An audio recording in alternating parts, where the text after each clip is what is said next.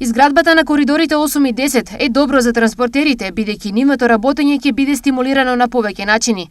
За почеток, транспортерите очекуваат нивно ангажирање на домашни превозници, изјави за телевизија Стар Билјана Муратовска од асоциацијата Макам Транс. Како домашни превозници очекувам да има ангажман од аспект на ова кипери, кои што ќе носат земја или ќе разнесуваат, значи да работат на самите коридори и да допременуваат одреден ретро материјали, опрема од други држави кои ќе бидат потребни за изградба на коридорите. По изградбата, транспортерите конечно гледаат можност да ги заштедат своите возила од лошите патишта, а при тоа да ја намалат и потрошувачката. Но не треба ни да го споменеме, значи за нас основата е да има исправни патишта без дупки, затоа што на тој начин помалку се троши потрошниот материјал, односно гумите, осовините и другите составни делови на возилата, малку побрзо се оди, меѓутоа пак имаме еден друг проблем. Ние можеме